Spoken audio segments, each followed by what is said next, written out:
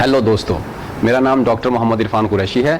मैं जामिया मिल्लिया इस्लामिया के department of biotechnology में एसोसिएट प्रोफेसर हूं। जैसा कि आप सब जानते हैं, ज़्यादातर लोगों को ये पता है कि दिसंबर 2019 से ये बीमारी शुरू हुई है और पूरे के पूरे दुनिया में ये फैल चुकी है। मगर मैं आपको बताऊं कि कोरोना वायरस का इतिहास बहुत ही पुराना है। ये आज की बीमारी नहीं है। बहुत करीब 80-90 साल से कोरोना वायरस को लोग जानते हैं, मगर वो एक अलग फॉर्म में होता था। और जनरली ये पाया गया है कि ये जो वायरस है ये चमगादड़ में मिलता है और ये इंसानों तक पहुंच गया है।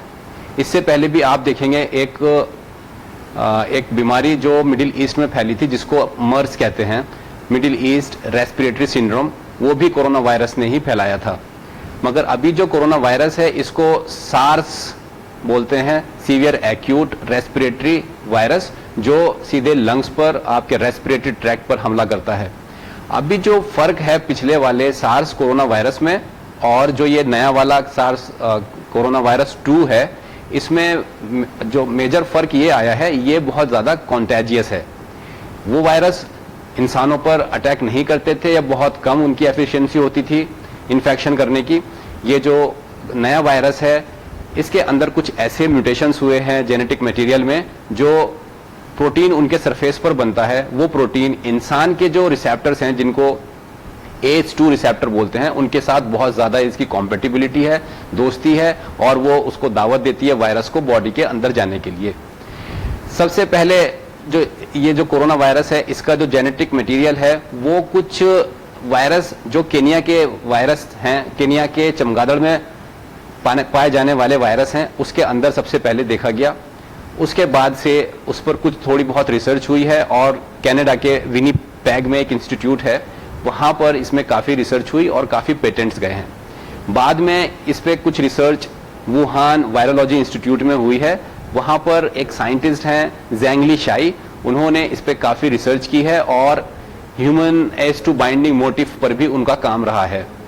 तो ये एक कोइंसिडेंस कहिए या बहुत सारी जो थ्योरीज चल रही हैं कि ये वायरस की ओरिजिन कैसे हुई होगी, आप उसका क्लू लगाएं, ये अभी तक लोगों के सामने नहीं है कि इसकी सच्चाई क्या है। मगर कुछ सवालात ऐसे हैं जो इंसानों के दिमाग में आते हैं कि ऐसा क्यों हुआ कि ये वायरस वुहान के पास से फैला है और वुहान के जो सी फूड मार्केट है वहाँ से फैला है। और ये क्या इत्तेफाक हो सकता है कि जो ये सी फूड मार्केट है ये वुहान का जो वायरोलॉजी इंस्टीट्यूट है उसके पास है। और ये भी एक क्या इत्तेफाक हो सकता है कि वहाँ पर जो साइंटिस्ट काम करती हैं ज़ेंगली शाई, वो उसी वायरस पर काम करती थी जिसके आसपास का जेनेटिक मटेरियल इस वायरस से मैच करता है। क्या ये भी एक इत्तेफाक हो सकता है कि जनवरी और फरवरी में जो इन्होंने एक सीक्वेंस पब्लिश किया है पबमेड पर, वो सबसे करीबी है इस वायरस से, सार्स कोरोना वायरस से। तो ये इसके ऊपर बहुत सारे सवालात हैं जो हमारे दिमाग में आते हैं।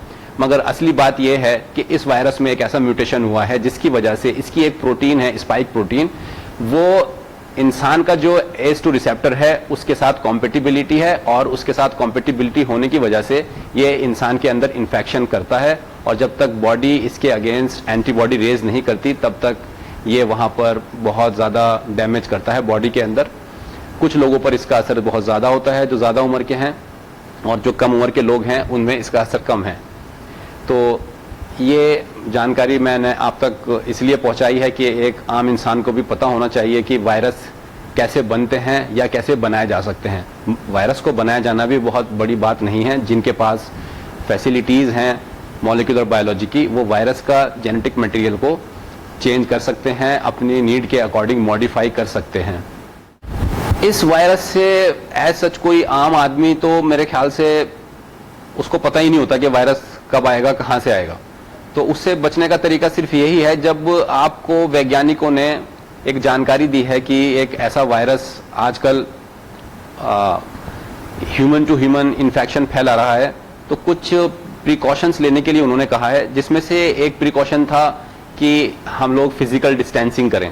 तो एक उससे ये फायदा था कि किसी को इन्फेक्शन हुआ है तो वो इन्फेक्शन एक जगह से दूसरे जगह ना जा पाए। मगर चूंकि जिंदगी रुकती नहीं है किसी के लिए, लोग अपने कामों में भी रहे, ज़रूरी काम भी करने ज़रूरी थे और वर्ल्ड की इकोनॉमी भी चलनी जरूरी थी, तो लोगों ने मूवमेंट किया, लोगों को अपने घरों पे भी वापस आना था क्योंकि लॉकडाउन होने वाला था। तो उस दौरान ये वायरस फैला है। तो ये एक तरीका यही होता है कि जो साइंटिस्ट आपको सलाह दे रहे हैं, फिर गवर्नमेंट ने जो आपके अच्छे के लिए कुछ इम्प्लीमेंट किया है, तो हम उसके ऊपर ज़्यादा से ज़्यादा प्रैक्टिस करें उसको, और हम एक जगह से दूसरी जगह जाने से रुकें जितना हो सके। और आने वाले वक्त में ये जानना ज़रूरी है कि इसका फ्यूचर क्या है।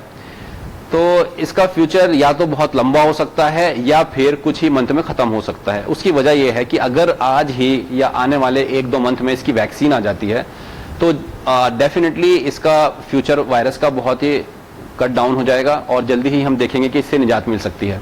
मगर अगर इसके खिलाफ कोई वैक्सीन नहीं आया तो ये इसका ड्यूरेशन कितना होगा इस कोविड-19 डिजीज़ का, ये कोई नहीं जानता, और ये फिर कहाँ से वापस सोसाइटी में आ सकता है, ये भी पॉसिबिलिटी है। और रही बात, कुछ लोग ये भी बात करते हैं कि क्या मौसम का भी इस पे असर होता है। जो देखने में ये आया है, जो कोल्ड कंट्रीज़ हैं उसमें जो फैटेलिटीज़ हैं उसका रेट ज़्यादा है, ज़्यादा मौतें हुई हैं वहाँ पर। और जो गर्म कंट्रीज़ हैं, जैसे कि आप देखो इंडिया भी उसमें से एक है, तो इसमें जो रेट है, मोर्टेलिटी रेट, वो काफ़ी कम है। तो ये भी ज़ाहिरी तौर पर, चूंकि वायरस की जो स्पाइक्स हैं वो प्रोटीन्स हैं, और प्रोटीन्स पर भी टेम्परेचर का असर पड़ता है उनकी स्टेबिलिटी पर, तो हो सकता है उसकी एफिशिएंसी इन्फेक्शन करने की जो ह्यूमन को है वो काफ़ी कम हो उन कंट्रीज़ में जिसमें टेम्परेचर कंपेरेटिवली ज़्यादा है। तो ये ज़रूरी है कि हिंदुस्तान भी इसको एक टाइम से पहले कंट्रोल करे, ताकि जो आने वाला ठंडा मौसम है उससे पहले हम इसको कम से कम बीमारी को कर सकें या ख़त्म कर सकें तो अच्छा होगा। नहीं तो हो सकता है कि इसका फ्यूचर बहुत अच्छा ना हो हिंदुस्तान में भी।